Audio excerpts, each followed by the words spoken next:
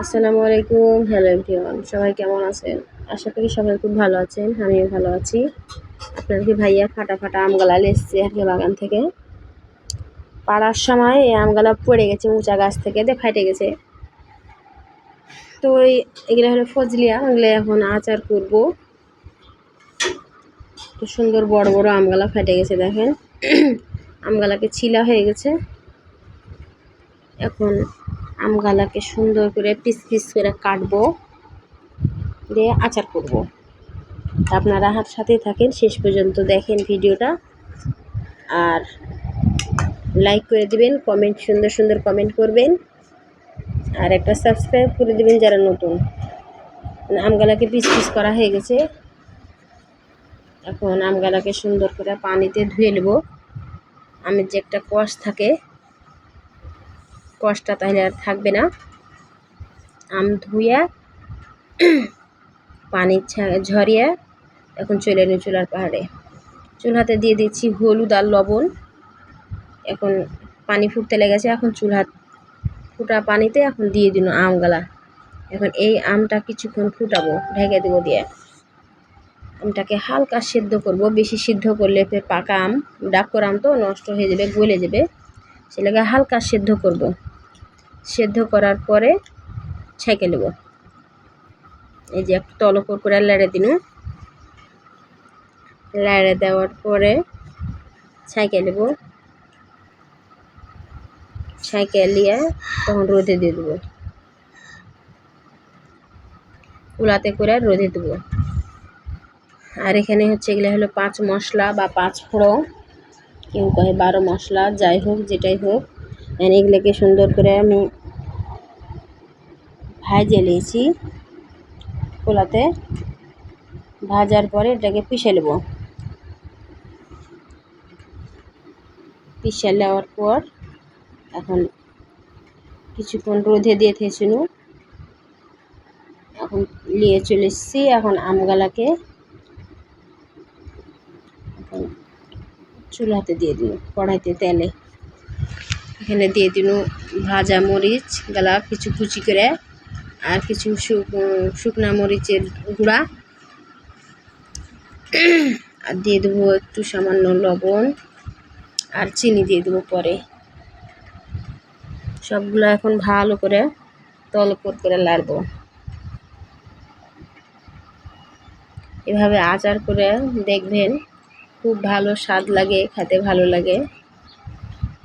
ফজলি আমের আচার মিষ্টি অল্প দিলেই চলবে, বেশি দেওয়ার দরকার নাই, কারণ ফজলি আম তো এমনি মিষ্টি, আর ডাক্কর আম অল্প মিষ্টি দিলেই চলবে।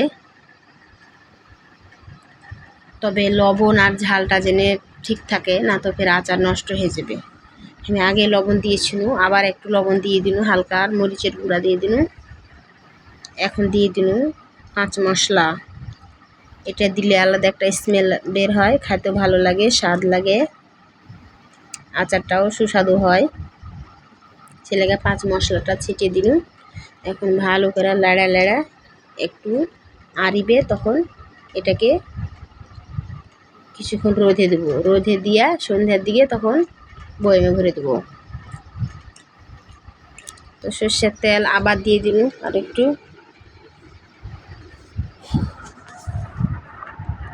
যে যেখান থেকে আর ভিডিওটা দেখছেন অবশ্যই সাবস্ক্রাইব করতে ভুলবেন না নতুন বন্ধুরা। আর অবশ্যই কমেন্টে জানাবেন যে আর ভিডিওটা কেমন লাগছে বা আচারটা কেমন লাগলো, অবশ্যই জানাবেন। এখন আমি 2 কাপ পরিমাণ চিনি দিয়ে দিই।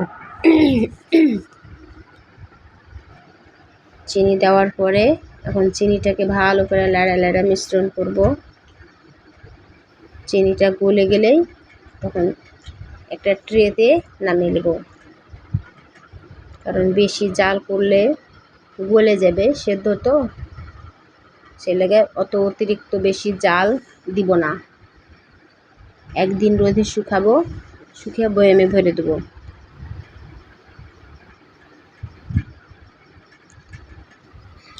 মাটির চুলাতে যে কোনো রান্না হোক, আচার হোক, সব কিছুই কিন্তু ভালো করে শান্তি করে করা যায়।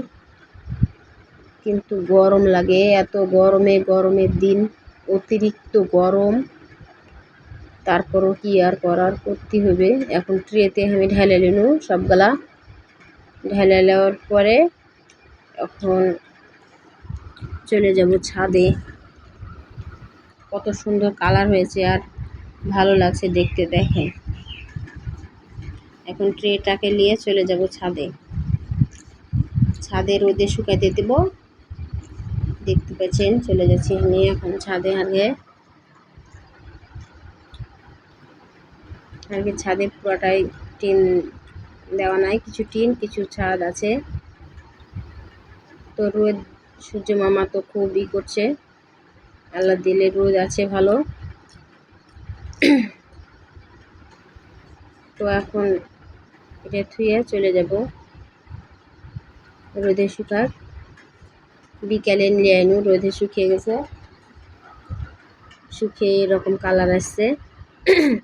তো এখন বয়েমে ভরে দেবো। আগে বয়েমে সুন্দর করে তেল দিয়ে দেবো। তেলটা বয়েমের গায়ে গায়ে মাখিয়ে নেওয়ার পরে তখন সবগুলো আচার ঠেসে ঠেসে ভরে দেবো। কারণ আচার বয়েম ভরার সময় যদি একটু ফাঁক থাকে তাহলে ওখানে বাতাস ঢুকে নষ্ট হয়ে যাবে আচার। ছেলেকে আচারকে চাপ দিয়ে সুন্দর করে ভরে দেবো। তো আজকে এই পর্যন্তই, বয়েমে ভরা শেষ। আজকে এই পর্যন্তই, আবার দেখা হবে পরবর্তী ভিডিওতে। সবাই ভালো থাকবেন, সুস্থ থাকবেন। সাবস্ক্রাইব করতে কিন্তু কেউ ভুলবেন না, আর প্রিয় ভাই ও বোনেরা। আল্লাহ হাফেজ।